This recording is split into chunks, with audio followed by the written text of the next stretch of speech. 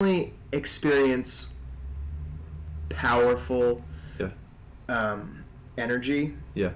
And sometimes, I mean, I find it oftentimes to be a little bit difficult to explain, and I think that other people as well. Yeah. I think that in that space, when you're in the float tank, they've actually shown through MRI and EEG brain mapping that we drop into a different type of brain frequency that's found in REM sleep or in deep meditation. Oh, like there's the 4 levels. Alpha, beta, theta, delta. Yeah. What do we reach there? We hover in theta. Okay. So right now we're in beta. Okay. Which is kind of our normal, moving around, grooving around. Yeah, yeah. When you get into kind of that like concentrated state, you actually like go up into an alpha state, which you're actually more relaxed, but you're more like kind of aware and like hyper aware, but you're more like relaxed in that space. Yeah. Because it's almost like your comfort zone of like being aware. Yeah. And then, theta being that deep meditation, REM cycle, sleep, and then you have that delta, which is, and I'm loosely paraphrasing these for sure.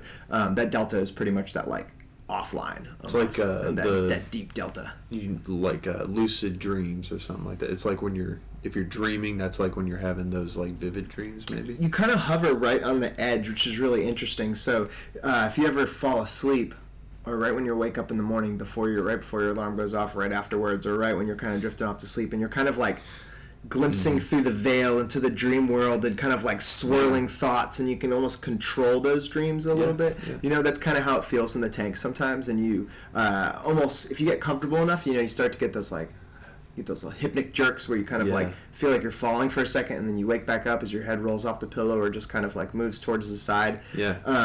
And I've found that to be a kind of a fun way to, I jokingly call it riding the waterfall. Because you're right on the edge where you're just about to fall asleep, but you're still right awake. Right. And I find that to be a spot where if you notice you start to get there, and the more you float, the more comfortable you become with these different states and kind of being aware in those states. Yeah. And you can almost like step into that lucid dream state a little bit easier because you begin to identify where it is that spot is, Do you, I know like the typical...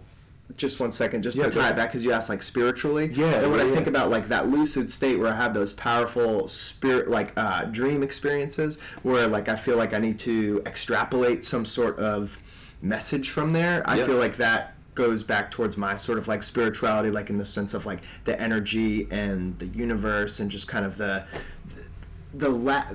it just, to me, identifies more so the fact that we know so little. Like it keeps just opening up. Yeah. And you're like, what? I say inner space is way deeper than outer space, you know? Because like the inner space of our mind and our soul and our heart and our body is so much, literally our body, like the ability to be able to even think about areas of your body that are in pain and be able to isolate that awareness into that point, interoceptive thought, like literally being able to isolate that. And I would see like Wim Hof doing that type of stuff, like pushing E. coli out of his body when they inject him with it. That's crazy. Yeah. Are you familiar with that guy in the Iceman? And cool.